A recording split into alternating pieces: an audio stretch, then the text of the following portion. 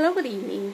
Our topic for tonight is from the book of Proverbs, chapter 4, verse 23. It says that, "Give your heart with all vigilance, for from it flow the springs of life."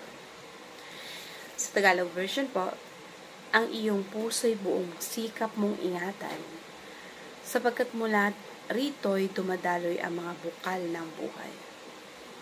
So, most of our decisions are based on what we feel.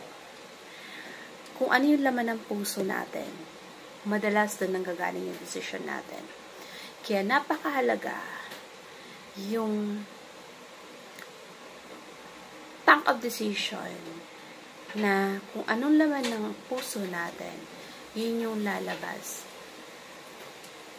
Yun yung magiging decision natin.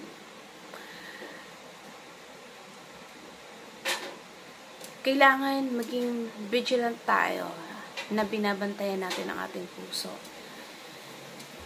Para kung ano man yung maramdaman natin at laman ng puso natin, kailangan bantay sarado tayo. Binabantayan natin yung mga puso natin. Kasi, sabi doon, sapagkat dito dumadaloy ang bukal ng buhay. The heart is a tank of decision. Ang puso natin ay isang parang tank of decision. Yung kapag ang nararamdaman natin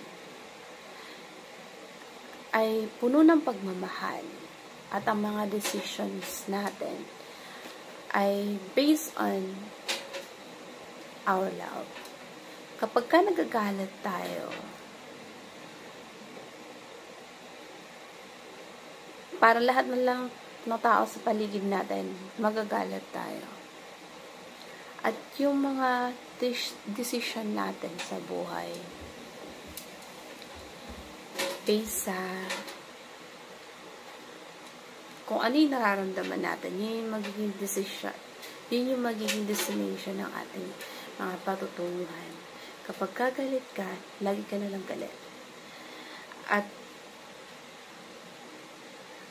lagi ka nalang iinis. Kapag ganun yung laging desisyon natin na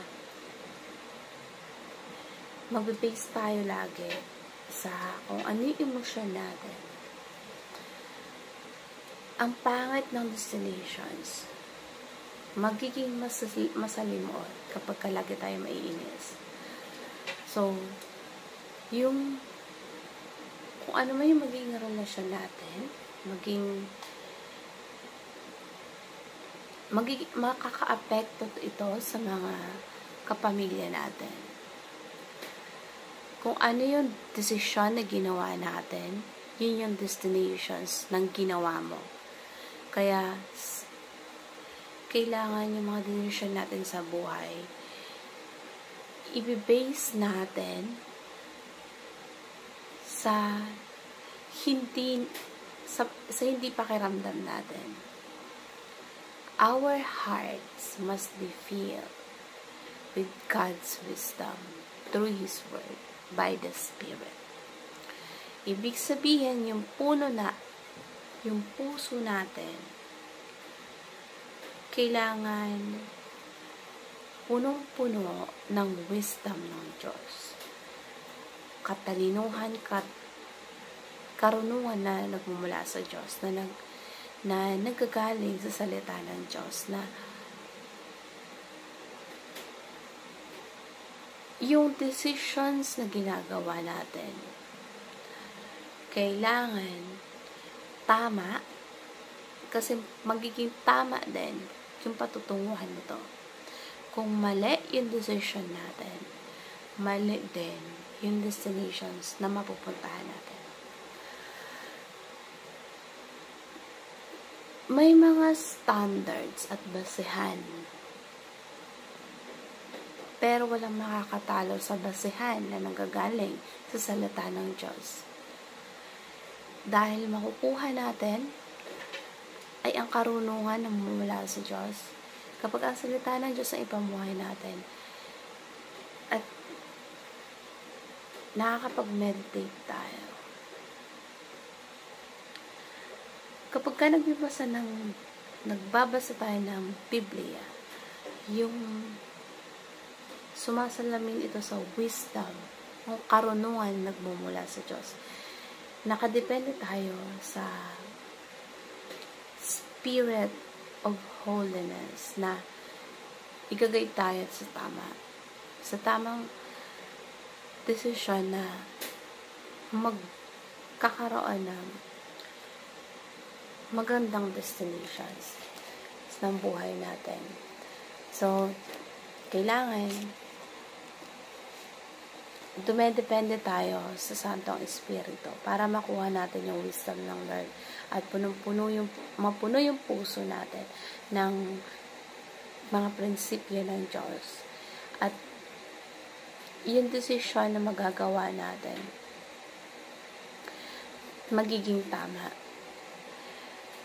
Yung wisdom na nakukuha natin sa pagbabasa ng salita ng Diyos, yun yung magka-guide sa'yo kung paano maging tama yung desisyon mo sa buhay. At magiging tama yung kalalabasan. Ang lahat ng mga decision natin, maging vigilant tayo. Bantayan natin yung puso natin na maging tama yung decision natin. At hindi tayo mag-base sa kung ano yung nararamdaman natin. Kasi kung nagagalit tayo, maaapektuhan yung isip natin at magiging pangit yung magiging decision natin. Kaya, be vigilant and mindful. Mindful kung ano yung napupuno sa puso natin na hindi mapuno ng sama ng loob at hindi mawala ng yung hindi makakapaglapit sa Diyos. Kailangan ma-fulfill to or mapuno ng words of wisdom.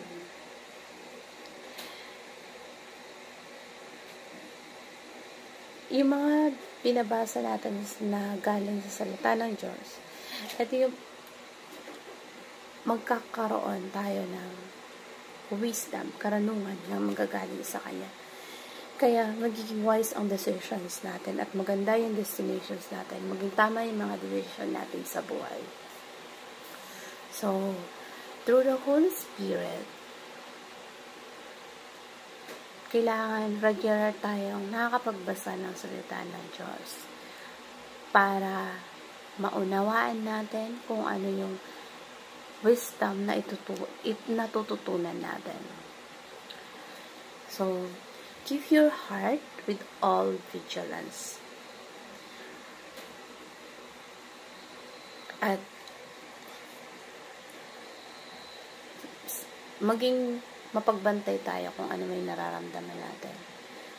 Kasi kung ano yung nararamdaman natin, yun yung nagiging cause ng decision natin.